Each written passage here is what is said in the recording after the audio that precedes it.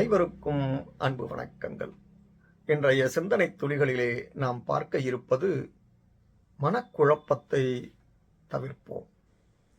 காற்றில் ஈரப்பதம் இருந்தால்தான் வீசுகின்ற காற்று நமக்கு சுகமான தென்றலாய் தெரியும்.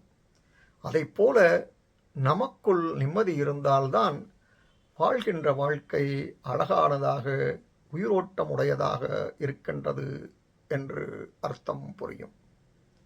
அதிக பாரம் நிறைந்த பொருளை தலையிலோ கைகளிலோ எடுத்துச் செல்லும் போது நமக்கு வேறு எதிலும் நாட்டம் குறைவாகவே தோன்றுமல்லவா?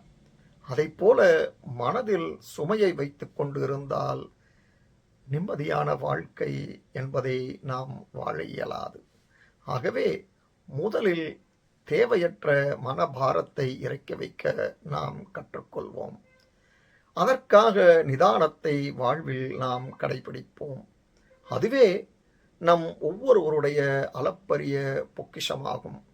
மற்றபடி வேறு எதையும் யோசித்து குழப்பமடையாமல் இருப்பதே நல்லது. ஏனெனில் நடப்பது எதுவோ அது நடந்தே தீரும். பிறகு எதற்கு மனக்குழப்பம் என்ற பாரத்தை நாம் சுமக்க வேண்டும்? மாறாக எதிர்பார்ப்புகளை சுமப்பதை குறைத்துக் கொள்வோம். எதிர்பாராமல் கிடைக்கும் சிறு சிறு மகிழ்ச்சிகளை அனுபவிக்க பழகிக்கொள்வோம். இந்த பதிவு உங்களுக்கு பயனுடையதாக இருப்பின் சப்ஸ்கிரைப் பண்ணவும், ஷேர் பண்ணவும். நன்றி, வணக்கம்.